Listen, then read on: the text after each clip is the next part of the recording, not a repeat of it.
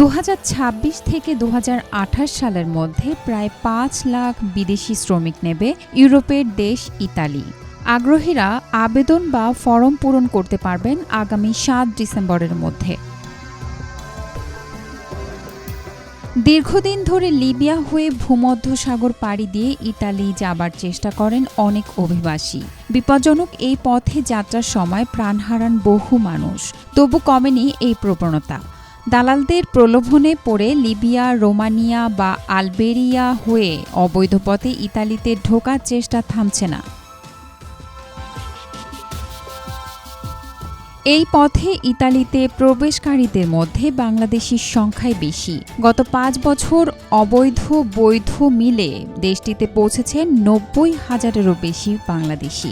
Immigration বিশেষজ্ঞদের মতে বর্তমানে 1.5 লাখেরও বেশি বাংলাদেশি ইতালিতে অবৈধভাবে অবস্থান করছেন। ইতালির দেওয়া এই বিশাল সুযোগে নতুন আশার সঞ্চার হয়েছে বাংলাদেশিদের মধ্যে। ভূমধ্যসাগর পাড়ি দিয়ে জীবনের ঝুঁকি নিয়ে অবৈধভাবে ইতালি না গিয়ে বৈধ সুযোগ কাজে লাগানোর আহ্বান জানিয়েছেন প্রবাসী বাংলাদেশিরা। ইতিমধ্যেই অবৈধ অভিবাসন ঠেকাতে নানা পদক্ষেপ নিয়েছেন ইতালির বর্তমান ডানপন্থী মেলোনি সরকার। তবে কোনোটিই পুরোপুরি সফল হয়নি। সমুদ্র ছাড়াও রোমানিয়া ও আলবেনিয়া হয়ে সড়কপথে আসার ঘটনাও বাড়ছে। অন্যদিকে স্পন্সর ভিসার সুযোগ থাকলেও দালাল চক্রের কারণে বহু মানুষ প্রতারিত হয়ে অবৈধ অবস্থানে পৌঁছাচ্ছেন। তাই অবৈধ অভিবাসী প্রবেশ ঠেকাতে সম্প্রতি বাংলাদেশ সহ 22টি দেশকে নিরাপদ দেশ হিসেবে ঘোষণা করেছে ইতালি। ইউরোপীয় ইউনিয়নও বাংলাদেশ ও মিশরকে নিরাপদ দেশের তালিকায় রাখার প্রস্তাব বিবেচনা করছে। এতে আশ্রয়প্রার্থী বাংলাদেশিদের জন্য নতুন চ্যালেঞ্জ তৈরি হতে পারে।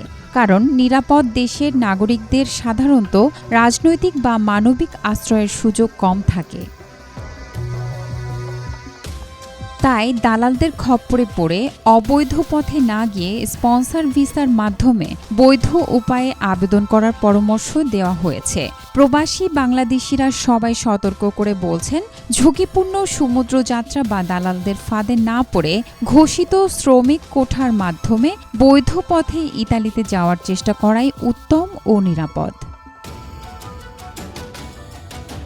Desk report, B News 24।